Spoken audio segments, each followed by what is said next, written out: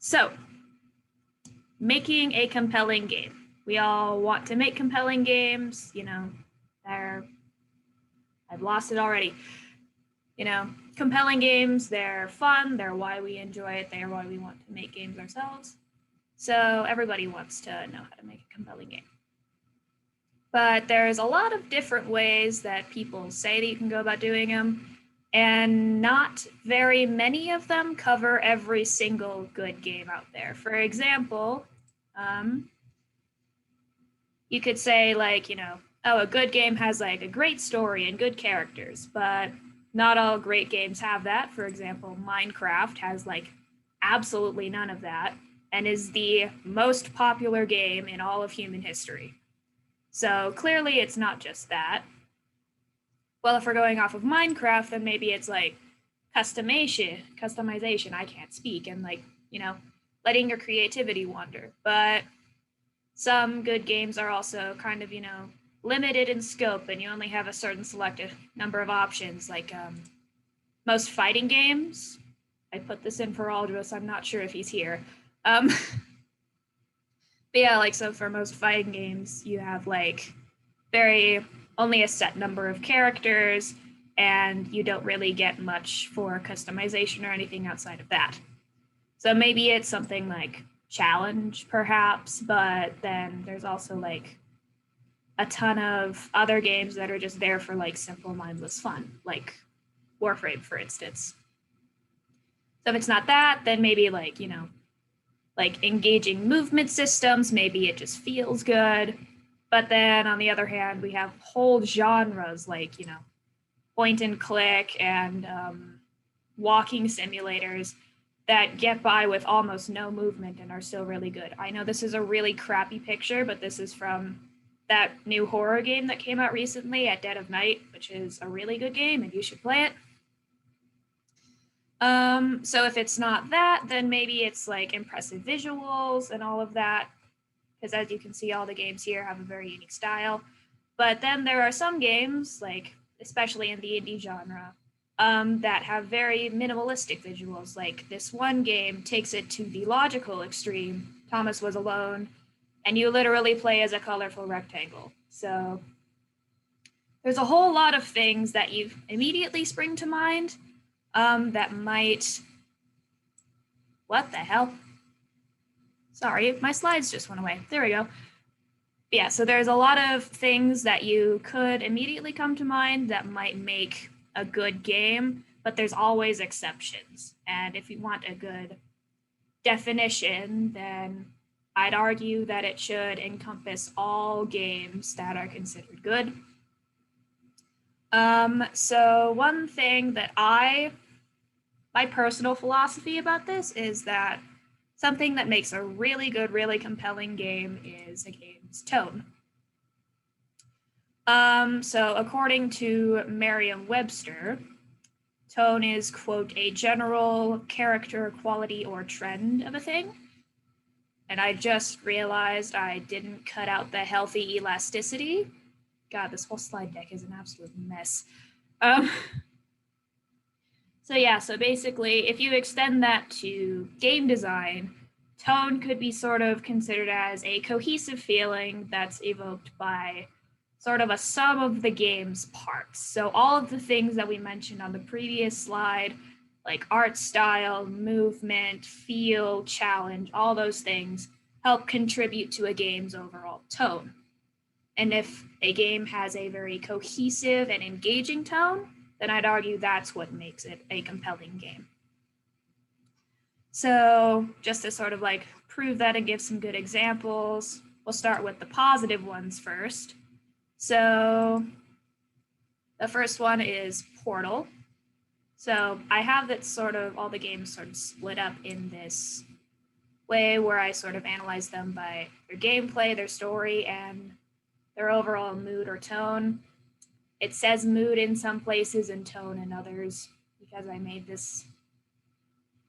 I don't know. I probably just missed that one. But yeah, so Portal, its gameplay is extremely mobile. It's high octane, very interactive, on the fly puzzle solving. And the story similarly, chat.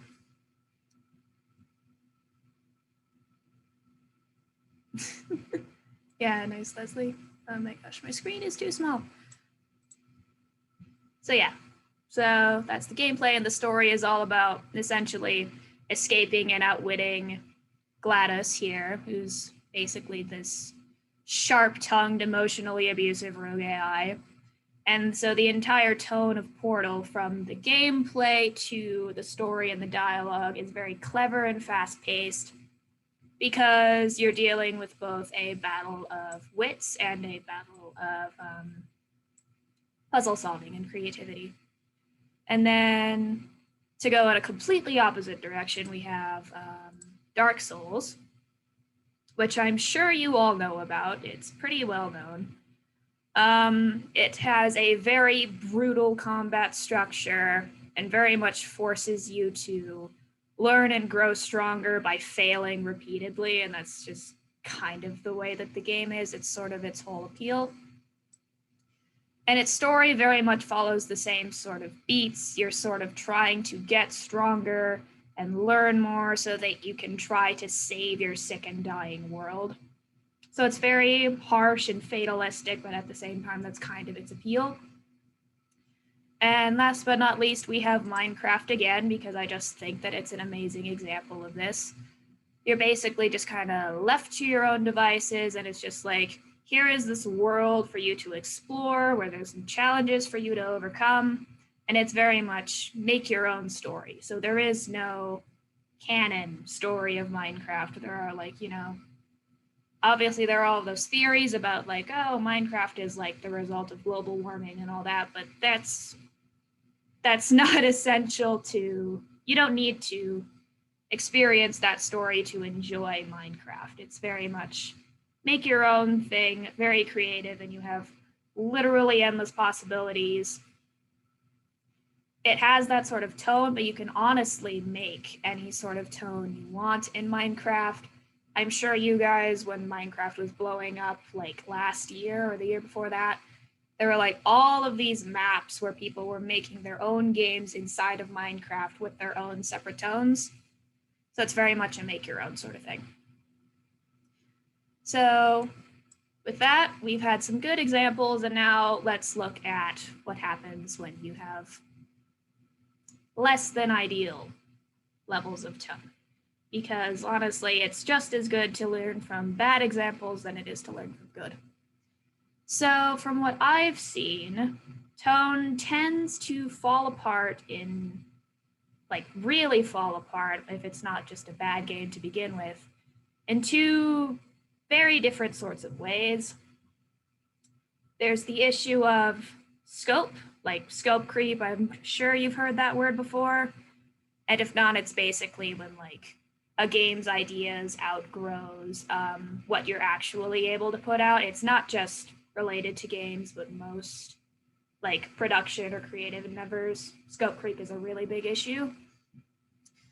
And that can happen for a variety of different reasons. Either, like, you have, like, conflicting creative directions when you're designing it. You have to go through, like, multiple team overhauls for whatever reason.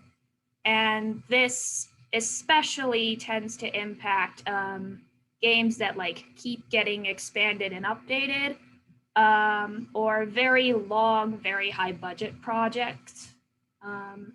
Those tend to be the ones that get impacted the most by scope creep. And then there is also an issue with tone that is specific to sequels. I'm sure you guys have all experienced this with one game or another, where it came out with a sequel and it didn't quite manage to capture the magic of the original quite as you would have liked. And that usually tends to be, like, an issue of conflicting tones with the sequel and the original. And that usually tends to result from one of two things. There can be others, but these are the two that I thought of at the top of my head.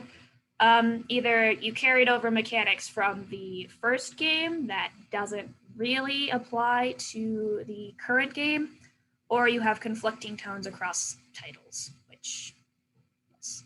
Oh, come on, Zoom. There we go. Ah, yes, Mass Effect. I didn't actually put that in here because I'm not 100% familiar with the Mass Effect series, but I have heard things about that game. So, yeah, first we'll be looking at scope creep and we will be looking at Warframe. Again, I know I talk about Warframe a lot, but it's because I know it very well. I've been playing it consistently for upwards of 3 years and I have like over 1,000 hours logged into that game. So I know it pretty well. So basically, to just go over the basics if you don't know what Warframe is about, it's a horde shooter with like fast-paced, very intuitive movement and equally fast-paced gunplay, so it's very much about like excitement. It's a power fantasy game, let's be honest here.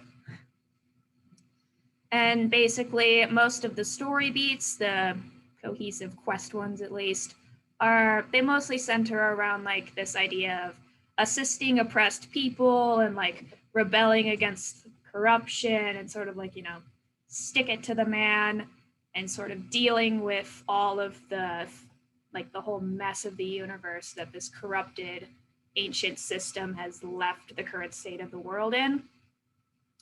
So its tone in general is very epic and hopeful. You're going around helping people, making the world better for them, and you get to feel like a badass while you're doing it. And that's why a lot of people like it, You like to feel like you get to help people and feel cool at the same time. But recently, it's been getting into some hot water with some recent developments. Specifically, I brought up three. So those of you who are familiar with Warframe, you will undoubtedly have heard about the whole thing that happened with Railjack. It was a huge, like, brand new game mode that they added that was extremely slow, extremely clunky, extremely buggy, but that's not really the point here. So as you can imagine, it doesn't really fit in very well with Warframe's, like the rest of Warframe's gameplay, where you're like jumping around, gliding across huge chasms, like just annihilating everything. And then this new game mode has you piloting a huge, really floaty feeling ship. And you get to you turn at like a snail's pace. And it just doesn't really fit very well with the movement scheme that players are used to. And then this also continued story-wise, where the newest quest line that it's not really a quest line, it's just like a one-off thing in their new open world. But they added these NPCs that you are supposed to help in order to get things from that new open world, who belong to the exact same corrupted government system that threw the whole system to hell, that you are trying to pull back from the brink of destruction because of these people. So now this new quest is asking you to help these people, which is just kind of conflicting narrative-wise. And then also there is this sort of looming event threat on the horizon that they keep announcing and then keep pushing back and all that stuff. That's basically an oppressed race by the corrupted system that you are fighting against, that have been sort of portrayed as irredeemable monsters that will destroy the entire world if they aren't stopped, which is also kind of clashing with their, the whole assist the oppressed, fight the man sort of thing. In recent developments, you have been assisting the man and fighting the oppressed, and it's all very conflicting. And I feel like a lot of these issues have come because Warframe is a very, very old game. It has been consistently in development since 2013, and they've just been building and building and building on it. And eventually you're just destined to fall into scope creep if your game is that massive, which is something that they've been running into. So to jump from that to the points I made about sequels, we're first going to be talking about mechanics, specifically through BioShock and BioShock Infinite. So as I said before, lots of sequels will carry over mechanics from their precursor games, for like just practical reasons. It saves on development time, so you don't have to just scrap everything and redo it all from scratch. But this can result in conflicting mechanics. So in Bioshock, the original Bioshock is set in Rapture, if you guys know it. It's sort of like this crumbling, fallen dystopia that used to be like billed as a paradise. It's very much an everyman survival of the fittest sort of thing. Everyone that you encounter here is either insane or addicted to drugs that turns them into monsters. It's just an absolute wreck of a city. And so you as the character have to scavenge and fight for your life to survive. And it's a very good game. It really nails that tone. But then in Bioshock Infinite, the setting changes to this glorious high society England utopia floating in the clouds. And yet it maintains a lot of those scavenging, combative, survivalist mindset mechanics that made sense in Rapture, but no longer make sense in Columbia. For example, like, I think the guy that I watched who made a video about this, he said, like, you can still loot places, you can, like, dig stuff out of trash cans, you can, like, attack people on the streets with, like, not a whole lot of lasting negative consequences. So, like, a lot of stuff that made sense and you could have easily gotten away with in Rapture, but, like, don't make a whole lot of sense in Columbia. So that's sort of like a bit of a clashing tone between the setting and the mechanics. And then another thing that can come up is conflicting tones between the sequels narratively. So we're going to be talking about The Last of Us and what happened with The Last of Us Part 2, and my theory as to why people didn't like that game very much. Yes, I'm sorry, Jess, I don't mean to bring up old wounds, but we have to talk about it eventually. I did not know that was going to happen. So The Last of Us Part 1, as we all know, the story is basically just like a father-daughter relationship in a post-apocalyptic wasteland, and they basically use Joel and Ellie's relationship to sort of explore these narrative threads of like overcoming trauma and how important it is to maintain human connections, even in the face of like horrifying circumstances like the actual end of the world. So it very much follows that more heartwarming, hopeful sort of post-apocalyptic story where it's like, yeah, the world has gone to shit, everything sucks, but we can get through it together, that sort of thing. And I like that kind of post-apocalyptic message. But then The Last of Us 2, Part 2, did a complete 180 from that message. And basically the story is you're following Ellie's self-destructive downward spiral as she's pursuing revenge and all of that fun stuff. So they basically took a beloved character and like kind of turned her into admittedly kind of an asshole, so that they could like sort of explore like, you know, the pain of loss and like the perpetuation of violence and retaliation, which is very much like, it's like the exact opposite kind of post-apocalyptic story that like you see all the time in like what's that zombie show that was like super popular? The Walking Dead. There we go.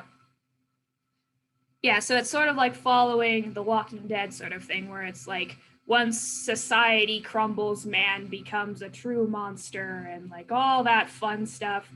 It's very bleak, very tragic, and very much not what the first game was going for with its message and its story.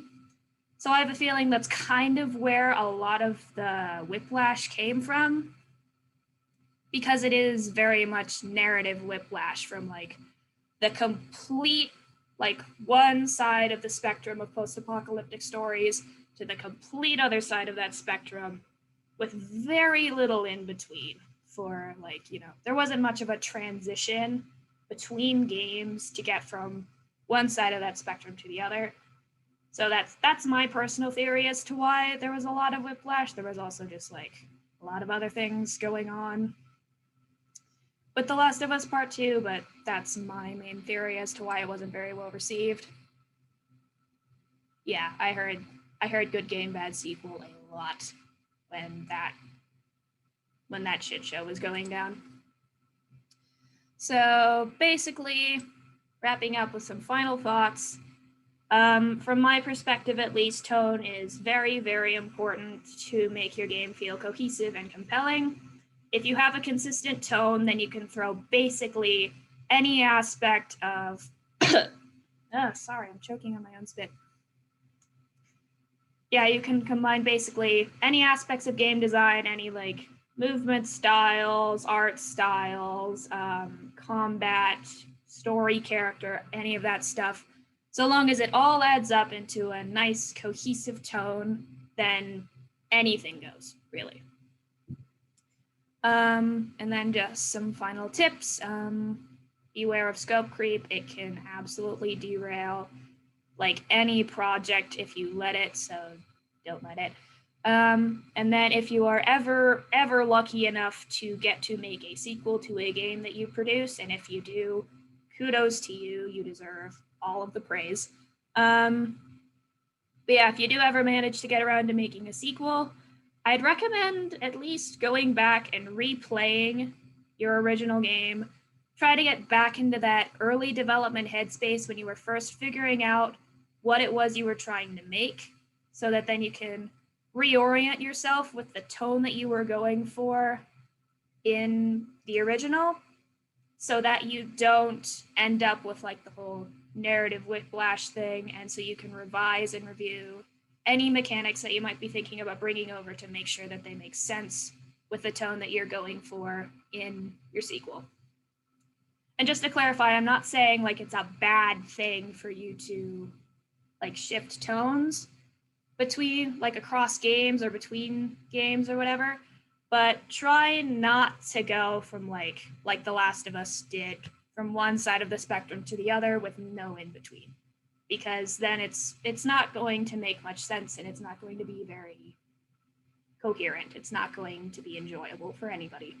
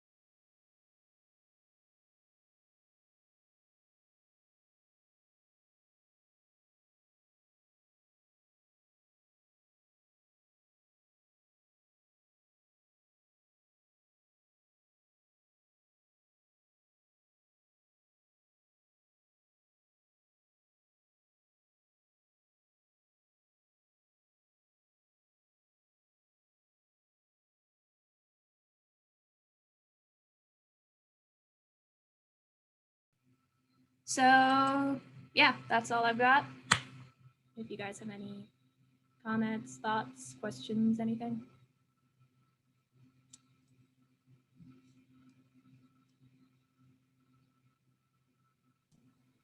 I think we can end the recording. Yes, I am still recording. I should stop that.